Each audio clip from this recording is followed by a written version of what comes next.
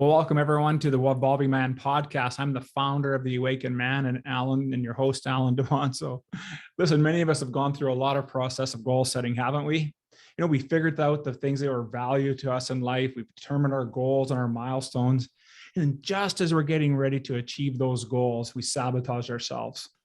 And it is in these hidden patterns, among other things, that we're going to get into today, as my guest has spent 20 years working in the personal development business as a consciousness coach for men. But before we get into all that, I just want to remind you of our brotherhood, the Band of Brothers. This is our group mentoring program where strong, resilient men get together and work on themselves, but also on helping other men grow to be better men in their lives. And while that's getting some phenomenal results, gentlemen, if you're really interested in raising the levels that you show up as a husband, a father, an entrepreneur, then I encourage you to participate in our Hero's Quest. It's a 90-day mentoring program that's guaranteed to raise the level that you show up in any aspect of your life. And where can you find all this information? We can find it at the Awakened Man Training Academy at members, that's plural, members.theawakenedman.net. And with that, let's get on with today's show. Today's man knows who he is, where he stands, and what he aspires to become. Solid in his convictions, owner of his destiny, ever evolving into husbands and fathers our wives and children expect and deserve. We are the masters of our life and the leaders of our homes and community. Welcome to the movement. Stay strong, my brother. Well, as customary in my podcast, we like to ask a couple of questions just to set the stage for us so we get our heads wrapped around our conversation today. And so the first question I have for you is, are you aware of the self-sabotaging patterns that are affecting your life and your success?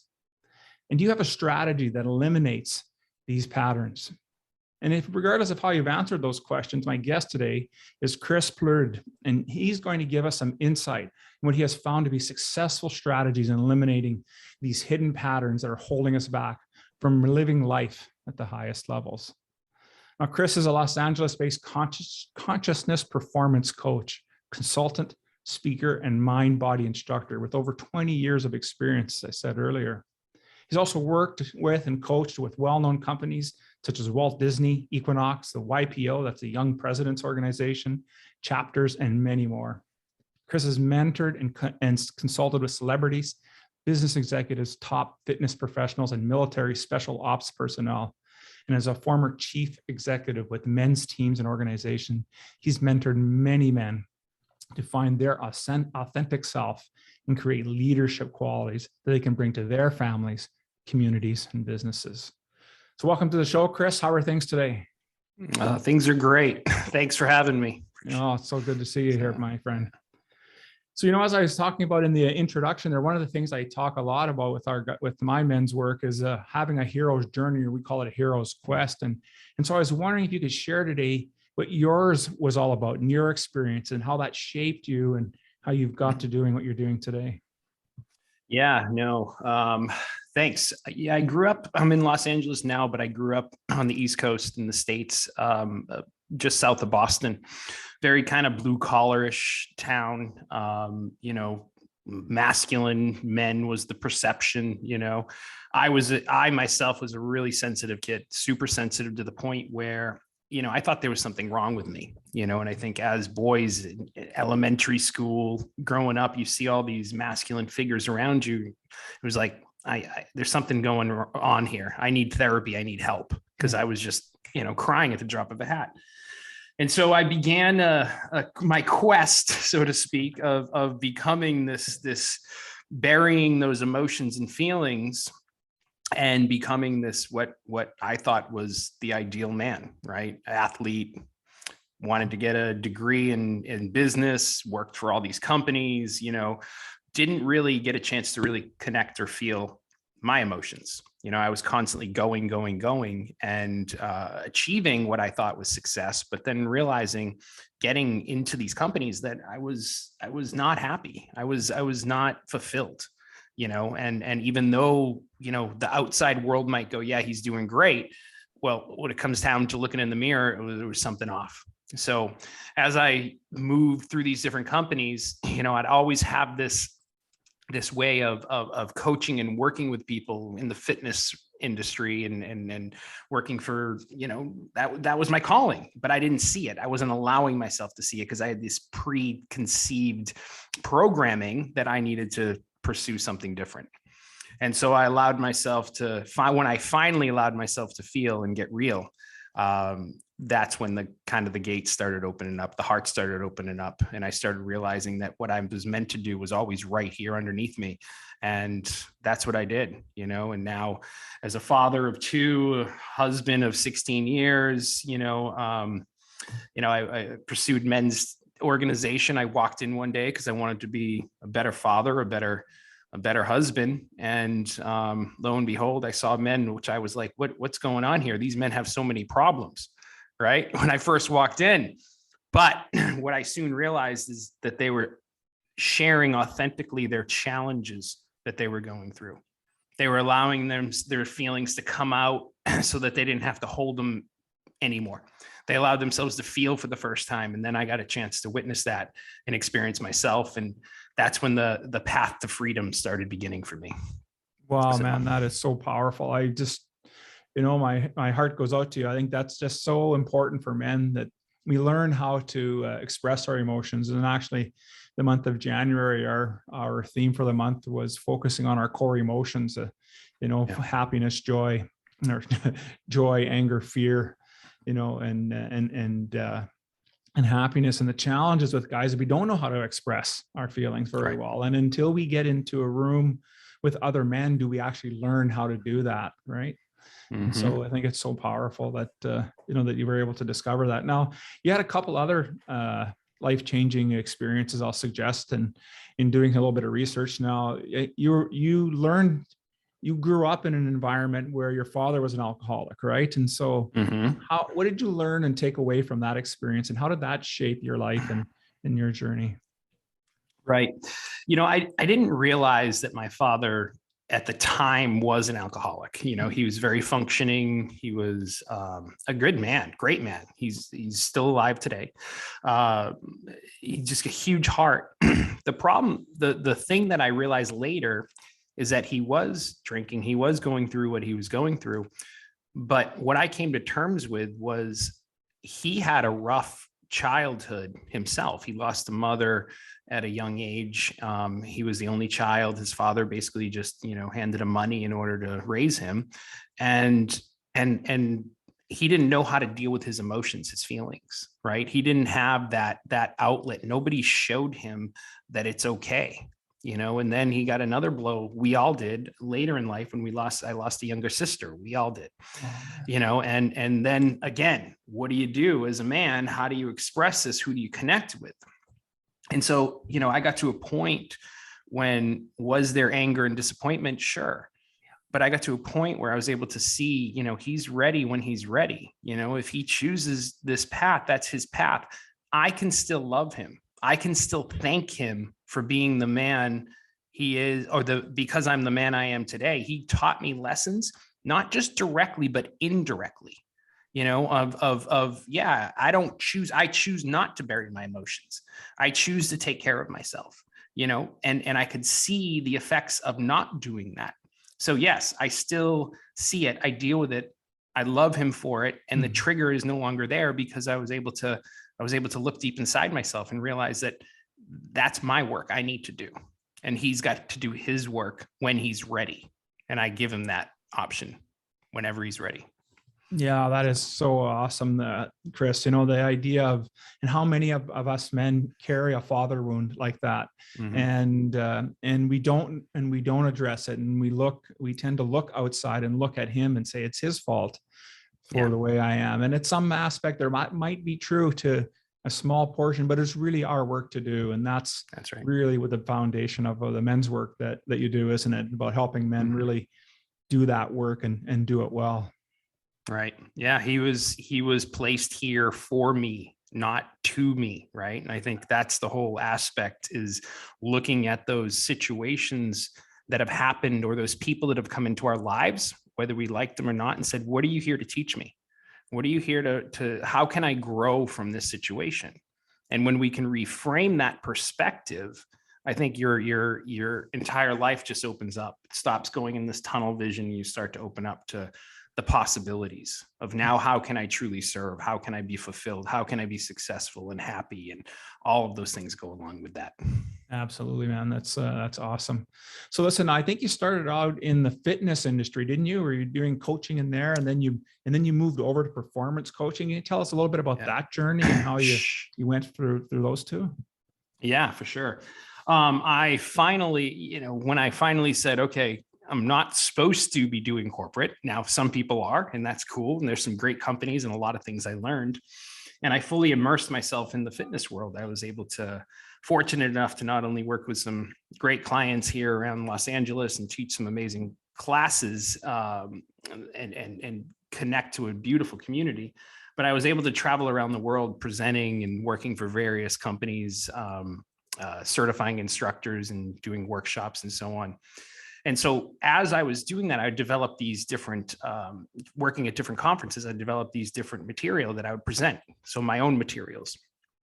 And what I soon realized is that the material wasn't just about instructors and trainers and everything, which I thought at the time I was developing for. It was developing human performance. It reached all areas of life. And so one day, one of my clients was asking, can you work with my company? I think you could really benefit, my sales team could benefit from you. So I did. I worked with some of the executives and the whole sales team, presented a couple times on the same material. And then I started working with them one-on-one. And within like 3 months, we had a 30% increase in sales and the highest volume that they've ever had in 28 years. And it wasn't about talking about money. It was talking about how they went through their day. We talk about all areas of their life. Some were completely burnt out. Some were pleasing as opposed to serving their client, right? We're getting thrown around like a pinball as opposed to creating a game plan, a map. And so I got a chance to help them do that, and then started working with one-on-one companies, different teams, different organizations. And, it really unfolded beautifully. Then I got into, I was doing meditation and I started teaching breath work, and it just, all these different modalities and tools fell in my lap. And now I'm fortunate enough to be able to do it again, or do this for my entire life. It's a really, really cool occupation. So yeah, that's awesome. That's awesome. So this is really the genesis, and you've moved this into performance coaching. So tell a little bit more about that, and how does this performance coaching synchronize with the men's work that you do? Yeah. So, I'll start with the second one first. Sure. Being in the men's organization I was in for 14 years, not only did we get an opportunity just to be in circles, but we got an opportunity to go through leadership development. I was able to create some leadership platform where they got to go through certain kinds of training. Mentoring, different weekends that we did. We've been a part of 5 different men's initiation weekends, and not only participated, but also was able to lead them as well. So that was really cool. But then looking at it as a performance coach, we would take care of all the areas of life, right? It wasn't just one. I break it up into 5 different ones. We look at personal, of course, relationships with ourselves and others, spirituality, professional, health and wellness, and financial. And you look at the 5 of those, and if one of them is out of balance, then something's going to be affected. So we work really hard on looking at all those areas and trying to get them as true as possible, so that we're elevating at a really super high level in our lives. So that's kind of the gist of performance coaching, not just about how you run a race, but how you get up each day, how you perform in all areas, how the relationships are with your kids, your wife, your friends, your community. Are you giving back? Are you in service? That's the act of performance, I think. Yeah, totally. I completely agree with that mindset. It is a holistic view of our lives, isn't it? It's not just one piece. We just can't take the one slice out of that pie and say, well, I just want to work on on my relationships. And while that can be very powerful and important, it encompasses everything. And I think that's an amazing strategy, and is one that'll work well for sure. So we started to talk a bit about your men's work. And then the other thing I know, I was looking at and getting ready for today, I noticed that there were some discoveries that you went through and some strategies that you came up with this coaching practice for men. And I wonder if you could touch on a little bit on the mindfulness stuff, letting go of guilt and shame, and then what happens when we accept things in our life. And if you don't mind touching on that, we'll start maybe with mindfulness, if you don't mind. Yeah, sure. The mindfulness aspect of it, I started taking yoga back in college when I was still playing football, and I just realized how hard that was. I'd always hit the weights and do all the hard, intense workouts, but when it came down to slowing down, what yoga taught me and still teaches me to this day, 26 years later, is to connection with your body, your mind, your spirit, and how important the breath, and how important that is to unlocking whatever is inside you. So today, yes, do I still work out? Sure. But I want to be as open as I can. Right. And that's what yoga really helps me do, to stay calm within my body, right? In an intense situation, when things are burning, when things are intense, how do you find that calm within that chaos? And so that's what yoga allowed me to discover throughout the years. And then that led me to meditation. I really started teaching meditation to the men, 14 years ago, and that quietness, that stillness within ourselves, the focusing on the moment of the breath, realizing that we have, 70,000 thoughts that come into our brain. And the whole point of getting stronger, more emotionally fit, understanding is seeing a thought, but then bringing it back to the what's inside us, right? Like the touch of our fingers, the hearing of our breath, the feeling of the sensations within our body. I think it's really powerful and important for all of us to pursue that. It's not going to mean it's going to be really easy to do if you haven't done it before, but that act of sitting still really brings up so much beauty within us. And I think that's where all the answers are, is in this deep well of knowledge we already have. People are searching outside. But when we can trust ourselves and understand all those things that we went through and happened again for us exist within us, and all we have to do is listen to the whispers that are already there. And then there's breath work, which is, a powerful way to really get rid of stuck emotions, right? They say the issues are in the tissues. Mm-hmm. And that's one of my favorite things I get to teach right now and incorporate into my trainings is breath work, because there's so much emotion that comes up, so many realizations that surface for people if they stick with it and they're actually able to breathe on a deep level. So you get that oxygen and CO2 moving through the body, and wow, it just, the release that happens, even if you don't know what you're getting released, that there's that opportunity to feel your feelings. And this is a really great tool to help that move along. And when you can commit to a practice of that breath work for a consistent period of time, then life can really shift in beautiful ways for you. Absolutely. I like so much how your, the thought of slowing down to speed up, mm-hmm. Yeah. To be more efficient, to really be in tune with what's happening with ourselves. And between breath work and meditation, for sure, I have a very consistent meditation practice in the morning and not as much in the evening. I do a little something different for the evening. I like to finish off with reading, but that's a form of meditation, I guess. But breath work has been really seems to be the cutting edge now for men's work, isn't it? Really getting in there to helping us understand and be with our feelings and be present.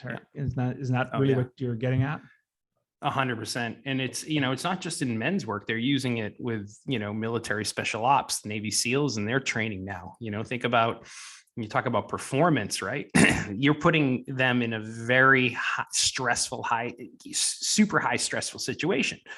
And they want to make sure that there's no triggers or anything coming up. So that's why they're using it. So think about a CEO or, stress at home, this is enabling you to work on yourself first so that you can really trust your heart and your instincts in order to get you where you need to go in life, right? In order to make those right decisions, instead of basing them off of fear, we get to base them off of something much more powerful. And that's that right brain type of sage or Jedi way of being, right? And that's where we want to start operating from, not the reverse, not the other.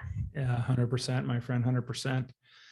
So the last piece there I just wanted to touch on is that, so you'd mentioned also about something that happens to us when we start to accept things in our life. And what have you found about that when we start to accept things? What shifts for us? Yeah. Acceptance is the hardest thing to do, but it's the one we must do first, right? Yes, I know people are like, I want to get here. When I do this, I want to make this much money. I don't have any now, but I want to, you want to lose weight. You got to step on the scale. You got to find what your base is first. Yeah. Accepting where you're at in this moment, right? Looking at the gifts of where you are, the lessons of where you are right now, first and foremost is the most important step, right? Then we get to formulate that game. Doesn't mean you have to stay there, but it's being in this moment of where you're at, and unfortunately, so many people they reach rock bottom before they can really get to that place. But you don't necessarily have to reach that rock bottom where everything falls out from underneath you. And unfortunately, too many people do that. But it's like, what is it in your life that you're not looking at? What emotion is not surfacing right now that keeps surfacing, that you keep pushing down? What are you running away from? And can we just stand up in our power and our courage and say, yes, this is where I'm at. And now I'm going to accept where I am and move forward from there. Outstanding. Absolutely. That's such great information. I just love that part. Listen, the other question I talk about, and I've been married, you said 16 years, correct?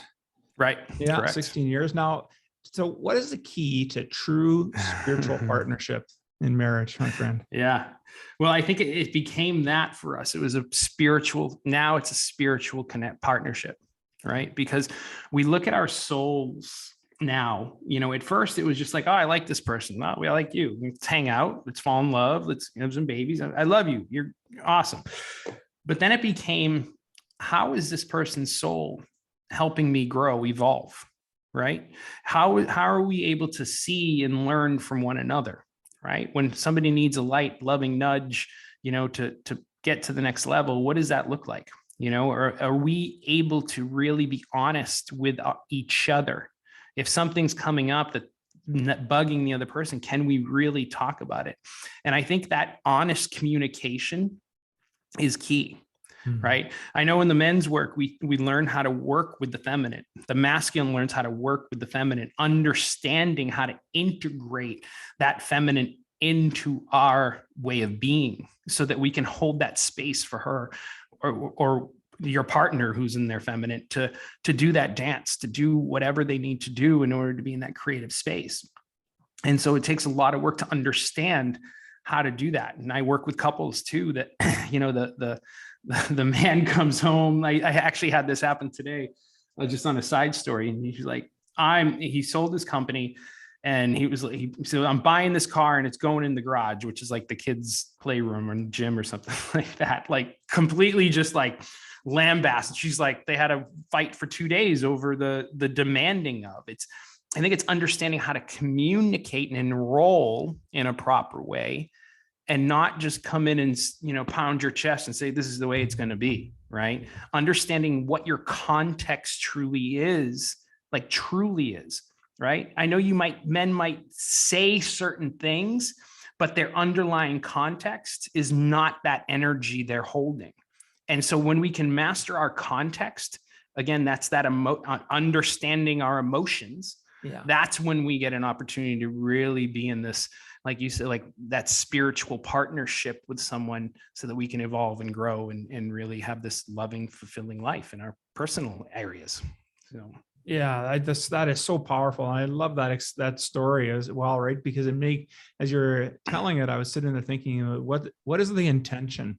That way, if that Right. was me, what would be my intention there? What hurt am I trying to resolve?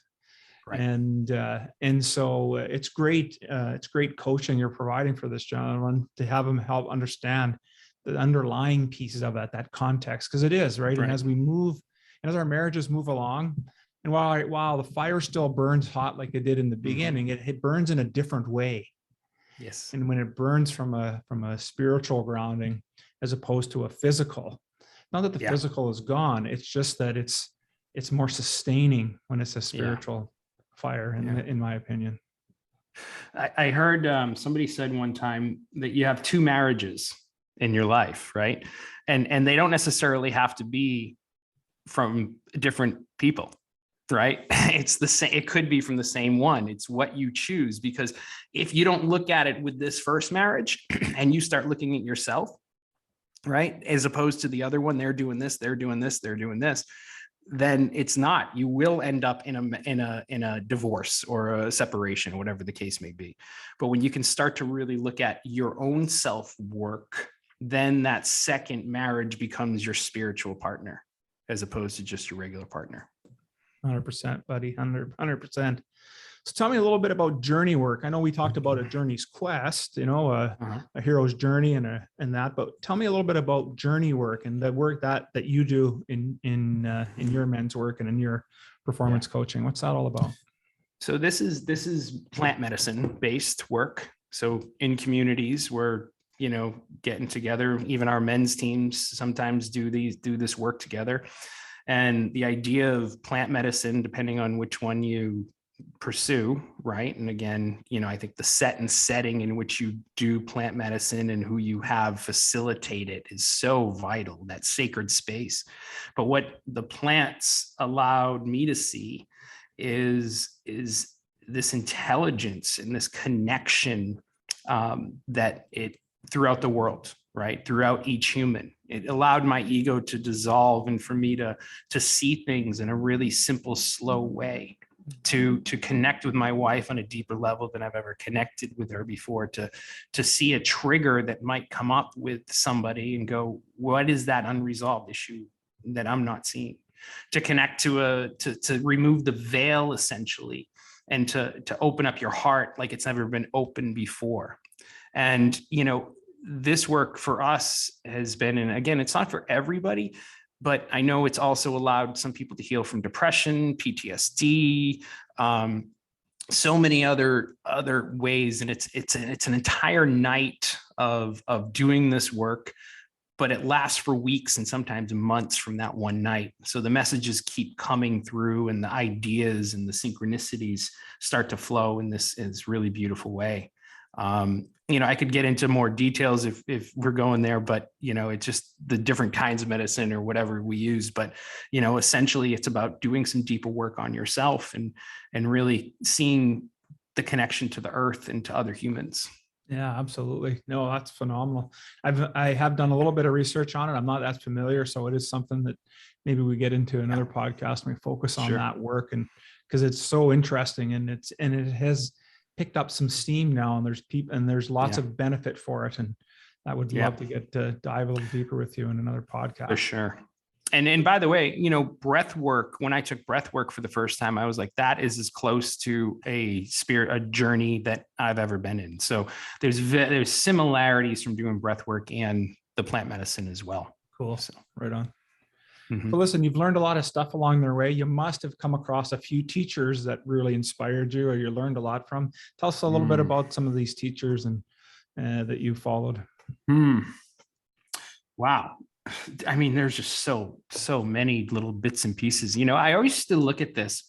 I'm going to go off to the side for a second, but I always used to look at it and go, I want a mentor. And I don't know if I've ever had just a deliberate one exact mentor. People have mentored me, but there's bits and pieces of everybody that I think I'm able to call from, and I think it started in high school with, my first, graphic art teacher, who, got me into college, basically his old alma mater, and was able to, pursue and give without wanting anything back. He just wanted to do that. And that was like Mr. Peck, and then seeing some other amazing friends and connections that built businesses, and how did they do that? And then others in the fitness industry that or in the athletic industry that became these,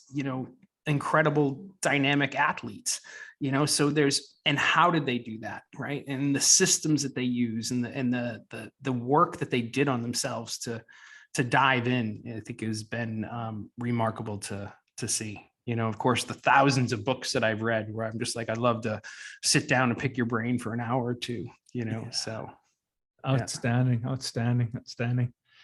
So listen, what does freedom mean to you? You've come a long way. You're doing some men's work, you're doing performance coaching, but really in the end, what does freedom mean and look like to you? Yeah. Freedom it's an inside job. It's what we get to do when we wake up on a Monday morning and you got a big smile on your face because you know about what the week is ahead. When you get to go and take a trip, with the family, when you feel more emotions within yourself and love those emotions as opposed to try to bury those things, when the fight stops and the dance continues, I think that's what freedom is. It's looking at yourself in the mirror, looking at yourself in your soul, in your eyes, and going, man, I love that, man. Like, I really, truly am proud of the work you've been doing. And I'm proud of how you handled all these challenges that came into your life. It's looking at the people around you and going, I love this community. I love these teachers that I get to be with every single day. And when you look at life and you go, look at it's all happening for me. And there's so many gifts that I get to say yes to. I think when we can look at life as opposed to and get rid of the problems and accept the challenges, that's freedom. Outstanding.